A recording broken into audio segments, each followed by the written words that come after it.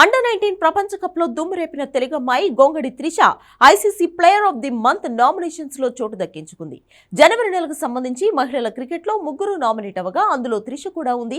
ఇద్దరు సీనియర్ క్రికెటర్లతో గొంగడి త్రిష పోటీ పడుతోంది. Australia wicket keeper Beth Mooney, విండర్ స్పిన్నర్ కరిష్మాతో పాటు త్రిష నామినేట్ అయింది. ఈ టీమిండియా యువ సంచలనం ఇటీవల ముగిసిన అండర్-19 టీ20 వరల్డ్ కప్ లో ఆకాశమే హద్దుగా చెలరేగింది.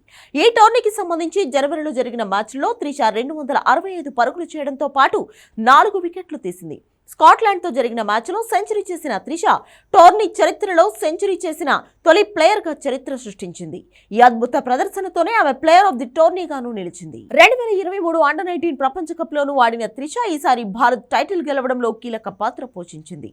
భద్రాచలంకు చెందిన గొంగడి త్రిష 12 ఏళ్లకే అండర్-19 క్రికెట్లోకి ఎంట్రీ ఇచ్చింది.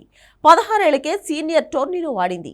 కాగా ఇటీవలే తెలంగాణ సీఎం రేవంత్ రెడ్డి త్రిషకు ₹1 నజరానా ప్రకటించారు. మరోవైపు Aussies wicket keeper batter Beth Mooney కూడా ప్లేయర్ ఆఫ్ ది మంత్ రేసులో నిలిచింది. మూనీ యాషెస్ సిరీస్లో సత్తా చాటింది. టీ20 సిరీస్లోని 3 మ్యాచ్లలో మూనీ 213 పరుగులు చేసింది. ఈ ప్రదర్శనతోనే టీ20 ర్యాంకింగ్స్ లో టాప్ ప్లేస్ కు దూసుకెళ్లింది.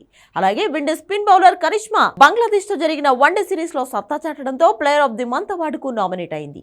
స్వదేశంలో బంగ్లాదేశ్ తో జరిగిన సిరీస్ లో కరిష్మా 2 సార్లు 4 వికెట్ల ప్రదర్శనలు నమోదు చేసింది.